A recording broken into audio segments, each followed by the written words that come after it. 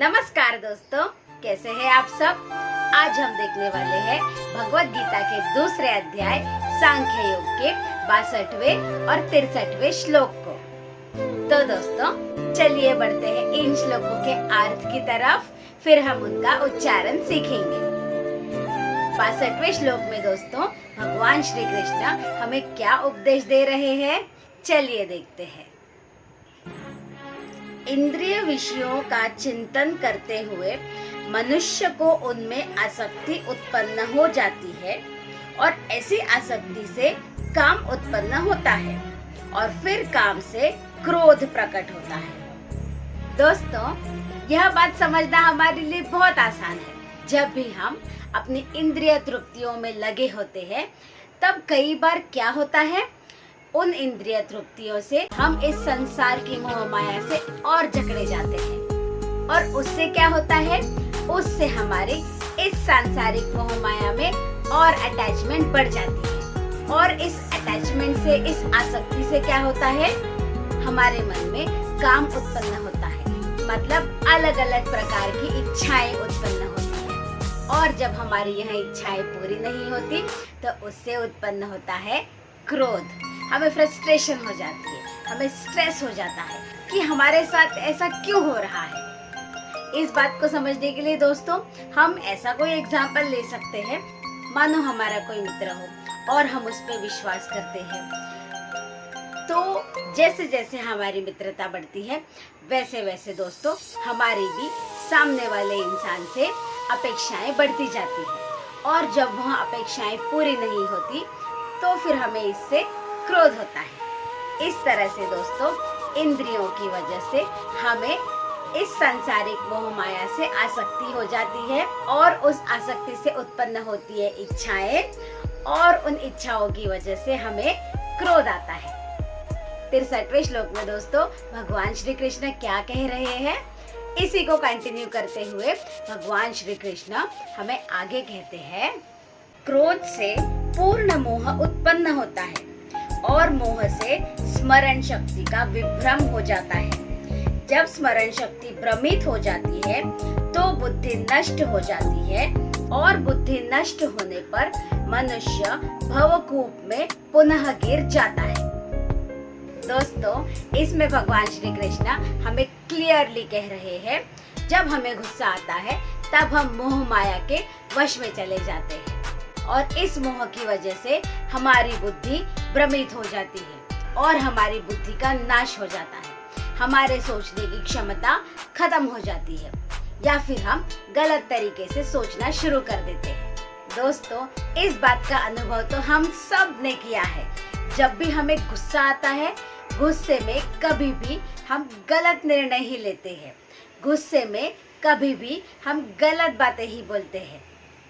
तो दोस्तों भगवत गीता में भगवान श्री कृष्ण ने भी यही कहा है कि जब हमें गुस्सा आता है तो हमारी बुद्धि का नाश हो जाता है और इस वजह से हम कुछ भी बोल जाते हैं, कुछ भी कर जाते हैं जो कई बार सही नहीं होता और इस वजह से मनुष्य का पतन होता है।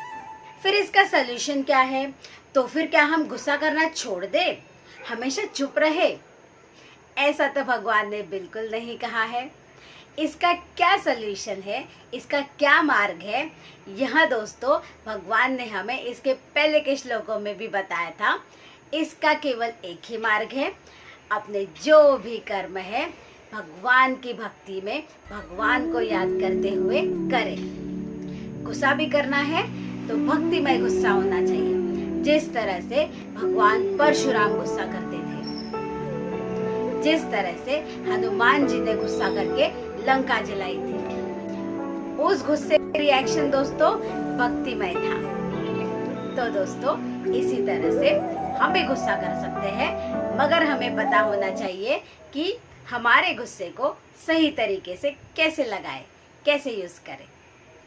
तो दोस्तों चलिए बढ़ते हैं इन श्लोकों के उच्चारण की तरफ। 62वां श्लोक, ध्यायतो विषयान् पुंसः संगस्तेषुपजायते। नेक्स्ट लाइन, संगात् संजायते कामः, कामात् क्रोधोऽभिजायते। अब दोस्तों चलिए इस श्लोक को कहते हैं ट्यून में 2 बार। ध्यायतो विषयान् पुंसः संगस्तेषुपजायते, संगात् संजायते कामः, कामात् क्रोधोऽभिजायते। फिर से ध्यायतो विषयान् पुंसः संगस्तेषुपजायते, संगात् संजायते कामः, कामात् क्रोधोऽभिजायते। अब दोस्तों चलिए बढ़ते हैं 63वें श्लोक की तरफ। क्रोधाद् भवति सम्मोहः, सम्मोहात् स्मृतिविभ्रमः। Next line, स्मृतिभ्रंशात् बुद्धिनाशो, बुद्धिनाशात् प्रणश्यति। अब दोस्तों चलिए इस श्लोक को कहते हैं ट्यून में 2 बार। क्रोधाद् भवति सम्मोहः, सम्मोहात् स्मृतिविभ्रमः, स्मृतिभ्रंशात् बुद्धिनाशो, बुद्धिनाशात् प्रणश्यति। फिर से क्रोधाद् भवति सम्मोहः, सम्मोहात् स्मृतिविभ्रमः, स्मृतिभ्रंशात् बुद्धिनाशो, बुद्धिनाशात् प्रणश्यति। दोस्तों यहाँ खत्म होते हैं हमारे दोनों श्लोक। तो दोस्तों इन श्लोकों में भी भगवान श्री कृष्ण ने हमें बहुत सुंदर मैसेज दिया है।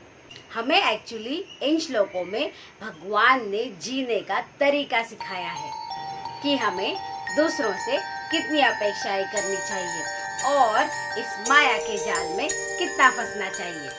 क्योंकि दोस्तों जब भी हम किसी से अपेक्षाएं करते हैं तो उससे हमेशा ही हमें लाभ नहीं होता है। इसीलिए दोस्तों भगवान हमें अपने मन पर संयम रखने को सिखा रहे हैं। भगवान हमें कह रहे हैं कि हमें अपने आप पे कंट्रोल होना चाहिए। तो दोस्तों भगवत गीता पढ़ते रहिए और अपने जीवन को सुंदर और खुशहाल बनाते रहिए। यहाँ तक देखने के लिए और मेरे साथ बने रहने के लिए धन्यवाद।